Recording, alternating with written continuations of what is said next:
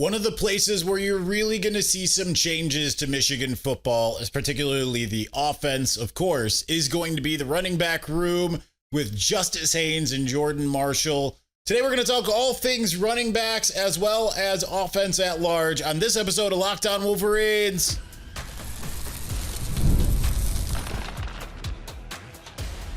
You are Locked On Wolverines, your daily podcast on the Michigan Wolverines. Part of the Locked On Podcast Network, your team every day. Happy Thursday. We are back in doing it. Locked On Wolverines podcast, part of the Locked On Podcast Network, where it's your team every day. I'm your man on the ground, Isaiah Hole, publisher of Wolverines Wire through USA Today Sports Media Group. We want to thank all of you who are everydayers, who listen to the show every day. We want to thank all of you as well who make us your first listen. Hopefully the show, the extended mailbag from Wednesday was not too bristly to listen to audio wise. Even with the Rode mics, had some technical difficulties. That time it was user error. But we're trying out Audition after updating it and changing one setting and hoping for the best, hoping that we don't get the same issues we've been having that we never had over 7 years of doing this show until last month. All right, so we're going to get into, there's some things running back wise. We're going to mostly stay with the running backs themselves and what that room looks like. We'll talk depth and all of that in segment 1. Then we're going to talk segment 2, some of the things that Jordan Marshall and Justice Haynes said at the press conference on Thursday. And then we're going to talk just about the offense and some other interesting tidbits that I think are really, really important here. So that's the show. That's the plan. Let's get right to the outlook for the room because we are in fall camp. But here's the thing. In general, it's not even just the running back room. I have never been so disinterested in fall camp than I am now. I think I kind of touched on that on yesterday's show. And the running back room is part of it because it's like, oh, there's a running back competition. There's really not. You know who the two guys are. Now, if you want to say, yeah, number 3, but that's okay. You're going to see heavy doses of Justice Haynes and Jordan Marshall. And as they noted, yes, you have to make sure that some of those other guys are ready because, you can get banged up. Jordan's the one who said that. And he's, obviously was banged up almost all of last year. So there is that. But I mean, at the same time, it's one of those things where it's you know who the top guys are. So who else comes in? I don't think you think back to 2016, you knew Davion Smith was going to be the guy. And then it was a question kind of the rest of who behind him. And Chris Evans came shooting out of a cannon in week 1. And then it kind of became that. And then you still saw some Ty Isaac and all of that too. But that's not really what it feels like here. Now, I think the good news is if they're telling the truth. Remember, fall camp caveats all apply. They both are it's oh, who is emerging behind you? And their answer is everybody. Okay, great. Can't be everybody. Just tell us something, because this does us no good to write articles to just be everyone's doing good, everyone's doing amazing. You're gonna see everybody, but there's also the chance that it's true, right? We saw Bryson Kozdal look amazing in the spring game. We've heard a lot of talk about Micah Capana. They brought in John Volker. Now, part of today's episode includes addressing that CJ Hester, who this was news to me. This wasn't something I had any inside info on. CJ Hester is no longer with the program. We're going to be re-entering the transfer portal. Don't know why. Okay.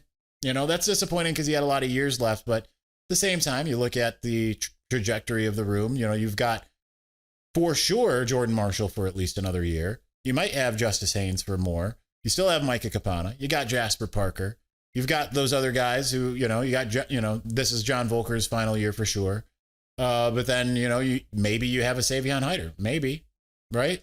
So we'll find out soon. On 3 still feels good about Michigan finishing the job there. But, you still want the depth and want that capability. And what I think is it's a drama-free fall camp in general. It kind of starts in a weird way with running back because you would think okay, 2 new guys that are there. You want to see them just they're, and which one ends up being the starter. But here's the thing. You talk to them and they're like, we don't care who ends up being the starter. We care about the team. Jordan Marshall's like, I can get one carry. It's fine if that's what helps the team win.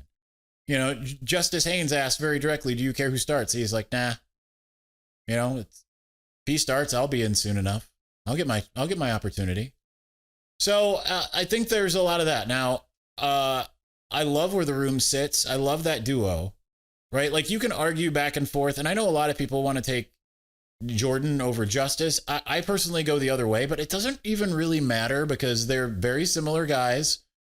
Justice had the higher recruiting ranking as a 5-star going to Alabama and kind of just had to languish behind depth and the fact that they had a running quarterback.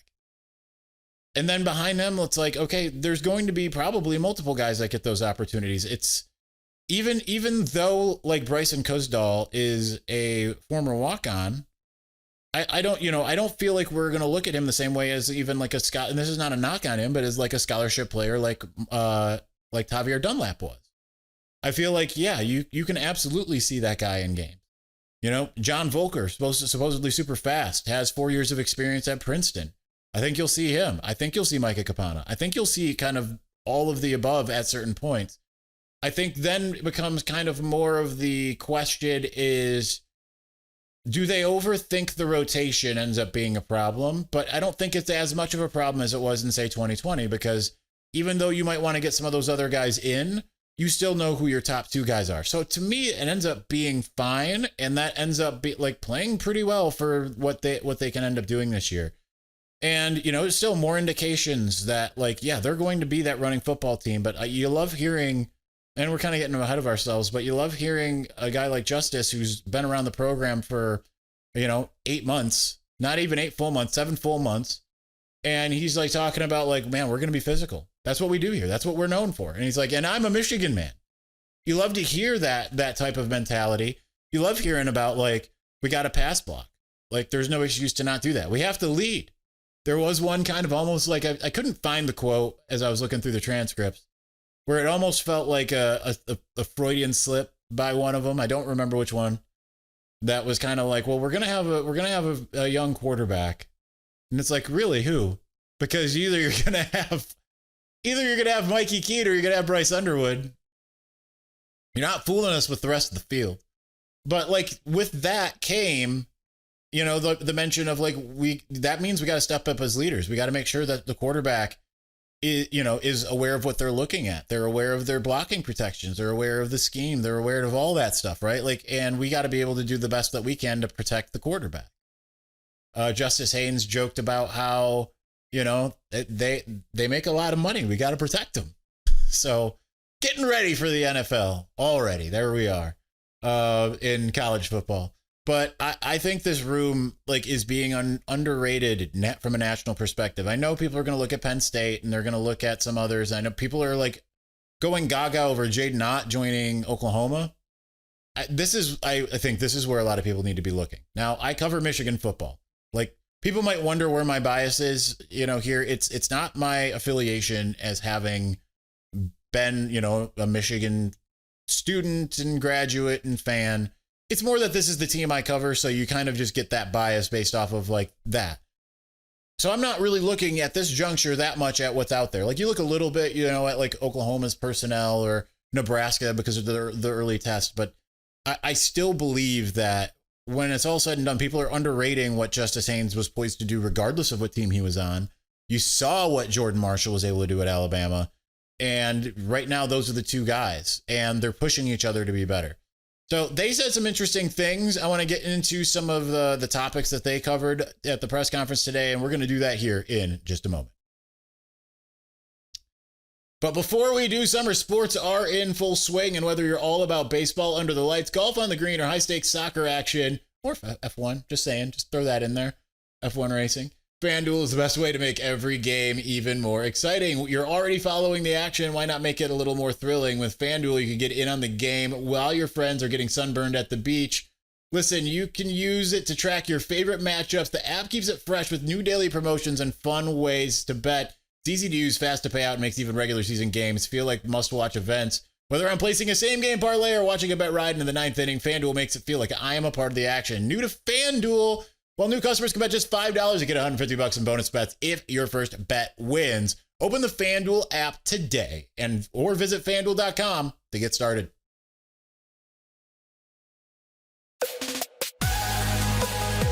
So far, so good on the audio program. You can tell when it's skipping because like the time keeps stopping. It looks like the audio form isn't in real time. So my apologies for like some of these most recent episodes where I had one earlier in the week last week that I recorded 3 times, and before it was just like, this is the only way we're going to get it done.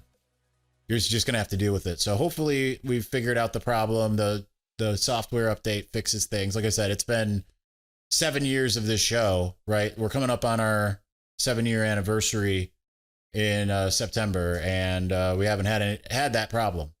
So 8th season, 7 years, pretty incredible. All right.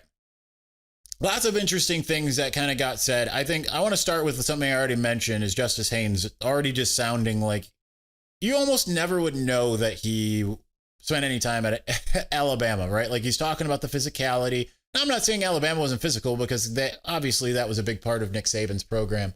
But I think like getting a bit of that, like, you know, like it sounds like he's been indoctrinated, not just acclimated, indoctrinated, which is fine. And that's good for what you're trying to do as a football team. So that's really good. But like when he says like, I'm a Michigan man, it's like he knows where to bread is butter or butter is bread. Either way, you know, he knows where that is. That's I think a really interesting thing to hear from him, because you know it's just that just shows how much he's kind of come in and found himself, like I said, indoctrinated into the team, and you know he's got that same mentality because it would be really easy, even though Michigan has had more of the recent success overall, right? 2 head-to-head wins, a national championship. Been a few years since the last Alabama one. What was the last one? Was it 2020? Yeah, because then 21 and 22 were Georgia, and then 23 was Michigan, last year Ohio State. So, you know, it's been a few years since Alabama's won it all, but still, it's Alabama. It's had the most dominating success in recent history. Not even recent history, college football history under Nick Saban. And to have gone through that program, it would not surprise if Justice Haynes came in and was just a little bit more like, you know, I've seen the world. I've traveled. You know, I think this culture is great, but so are other cultures. And that's kind of not it. It's kind of like, this is the best, you know, and it's interesting to kind of hear him speak like that. I think the biggest takeaway, though, was Jordan Marshall talking about how this offense is scary. Right? Like that I think is, and for you rival fans, like want to say, oh, that doesn't sound like a good thing. Like, do you think he was like, I gotta tell you, this offense is scary. Can't run the ball, can't complete a pass, quarterback's on his back all the time. Like, do you think that was what the context in which he was saying it? The same way as the Giovanni El Hadi, Bryce can throw left-handed. Oh, not as good as right. Oh, that doesn't sound very good. You think he was sharing it with that spirit? Like, if you're gonna troll, get like at least a little bit smarter about it. That's all I got there. But you know, I think that it's interesting because like he's saying like it wasn't before, but it kind of is now. And you know, it not kind of, but it is. He's like, and the thing is we're not sitting here like making it scary for 2 weeks from now. Like it's already there. And now the idea is like we got to try to make sure that we sustain that. And with that came like we weren't being able to do the things. He's not just specifically talking about the running back room. He's talking about the entirety of the offense. He named names. We'll get to a little bit of that in segment 3. But I think that that's interesting in and of itself, just because he's starting to talk about like both of them are talking about how good the defense is. And especially Jordan, because he's gone up against it more, having been in the program since last summer. So with that is okay. He's seen it. He's had to go up in fall camp against the Mason Graham, Kenneth Grant types. Still feels like it's that caliber, you know. Still feels like a Trey Williams is a guy to kind of behold. I thought it was kind of funny. He was mentioning like who the trash talkers are, and he said it's Trey Williams, Brandon Hillman, and Jay Sean Barham, which is hilarious because to my knowledge, Jay Sean has never said a word to anybody. Is the trash talk just staring into your soul? Because that's what I feel Jay Sean does. Nonetheless, I think that hearing more and more, and this isn't strictly limited to the running backs talking about it. We were hearing more and more that that they're getting, that this is not like last year. They're getting the better of the defense more often, and that's a good thing if that's what's happening. The problem is, again, the fool me once, shame on me. Fool me, don't get fooled again of it all, because we heard a lot of that before last year. We heard a lot of, yeah, like the wide receivers are streaking open. It's just an incredible thing to behold. Like, the passing game, like we might actually be better. We might be more explosive, right? Remember, like Greg McElroy had a whole show of like, what if Michigan's offense is more explosive? Well, where did that came from? That came from the coaches. So, but you're going to get a little bit something different from the players. Now they are going to toe the party line, but you are going to get something a little bit different. So I do kind of believe, because there are more adults in the room, Chip Lindsey and all of that. I do believe that is happening. But I love the mentality because you really feel like it's this grind it out, work it out type of mentality, particularly from the running backs room.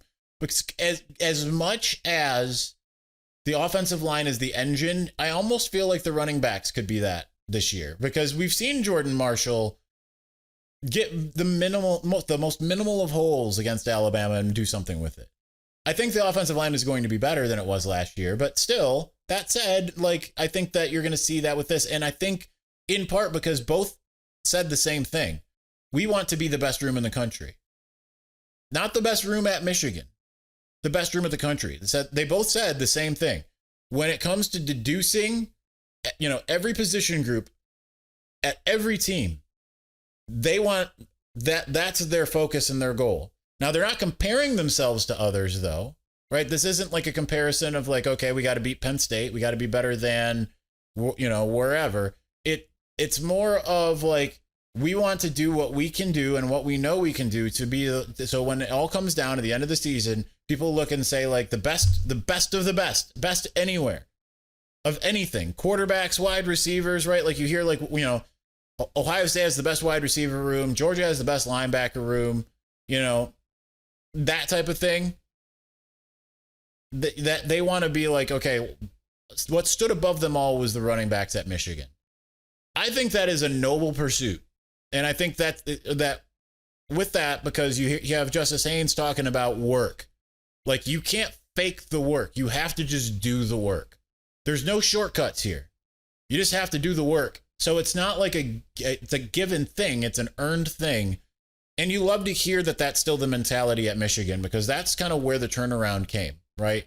As much as Jim Harbaugh talked about meritocracies at the beginning of his tenure, you kind of like players might give it lip service, but they'd wear the blue collar shirts and all that kind of stuff. But it really wasn't until 2021 that it felt like Michigan guys were putting in the work to be exactly that. And you love hearing that, like that physical group that's all about body blows and contact and all of that, that is the mentality they have. That it's just amazing. All right, so some compliments for the wide receivers and one other offensive thing that I think is really important to get to. We're going to get to that in just a moment.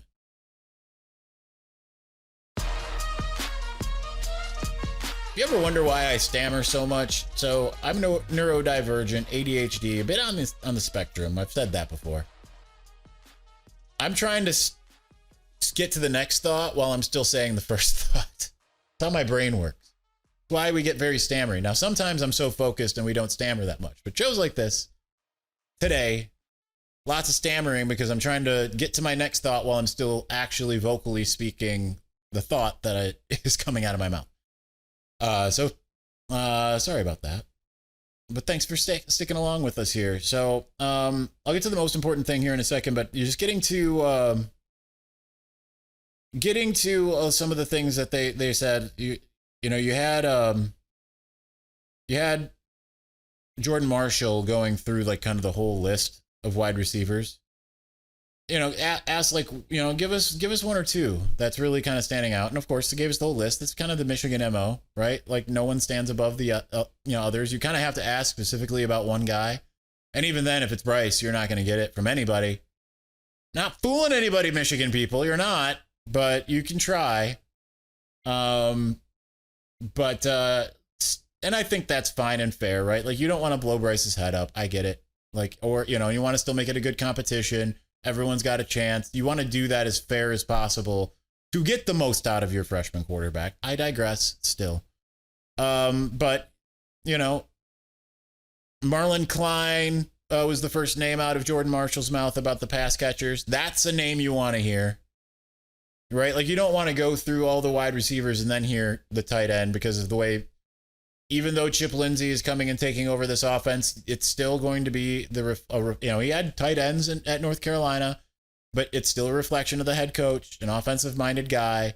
You still want to hear the tight ends are still doing it. So to hear the tight end is doing a good job is good. So long as you believe the next name out of his mouth is also doing really well, which was Donovan McCulley. Not a surprise. He raved about Samaj Morgan. And then you see that one-handed catch that Michigan posted.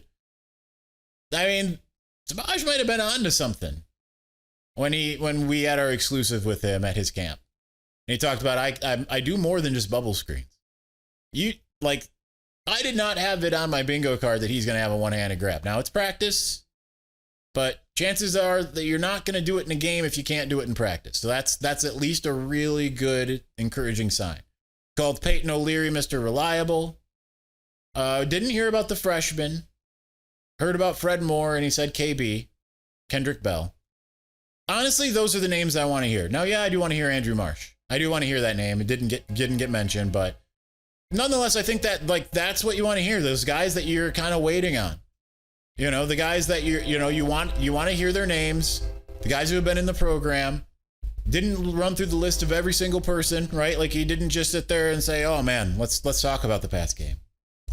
All right.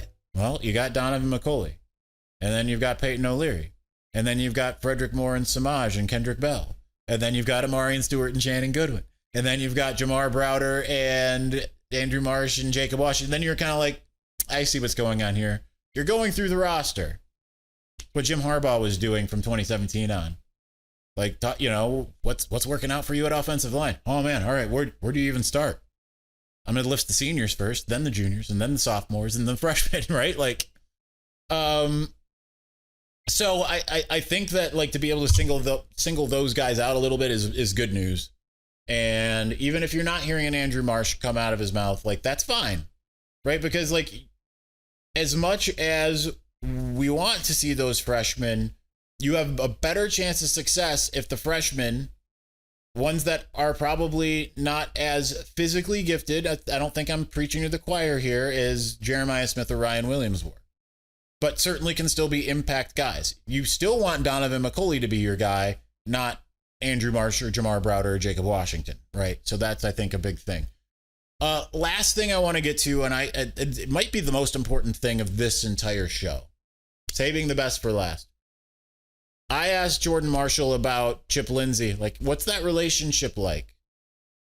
And you could just see the shoulders relax, the smile get big, and him just feel like that's a guy, he's got my back, therefore I have his.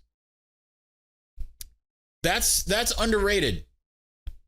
Right? Because like you need everybody pulling in the same direction. And I feel like there was a little bit of that not being the case with everything that went on offensively last year. Whether it was the lack of personnel, if it was Kirk Campbell, I don't feel like they all had each other's back. Okay? I think it's different to be in this situation and have a player's coach, a guy who's like, I'm going to see what I got and I'm going to make it work, rather than the opposite. Having a guy that the players, even when they don't relate to him, they relate to him, right? Like the first thing he's like, he's got this Southern tang. Like, what was that? Like, this might be a problem. Is like, what was that play he called? Was it this or this? I can't make out what this guy said. Reminds me of Little Britain. If you've ever watched that show, the BBC and eventually HBO. Like, do it again. Do it again. Can't understand you. It's like speaking English, but not discernible English, right? So, but I think like that there is something to be said of when there is that mutual respect. And I think that you really felt that in different epochs within the Michigan football recent history. Usually it was a lot of it on the offensive line. Going from Tim Drevno to Ed Warner. I think we're past the statute of limitations now because it was 7 years ago. But like I had a player pull me aside at one point and tell me like they were ecstatic about Ed Warner taking over because there was a lot of animosity towards Tim Drevno. Then you heard a lot of rumblings. These weren't told directly to me, but some of my colleagues had talked about going into 2021. A lot of those players didn't like Ed Warner anymore. I love Ed Warner, right? But like, that those guys that were like, this is a breath of fresh air. Those guys were gone, and you got new guys, and they weren't relating to Ed Warner in the same way that the 2018 group was. And you saw the offensive line improve significantly going from 2017 to 2018 and again 2020 to 2021. I feel like offensively you might have the whole group do that because I feel like you have an entire team that feels, and I'm not saying it's the same, so don't get me wrong. Don't think that I'm saying like these guys hated Kirk Campbell. That's not what I'm saying. But I feel like they feel like it's a cohesiveness that didn't exist before. You mix that with I'm going to stick square pegs into square holes and circle pegs into round holes, right? Like you have that.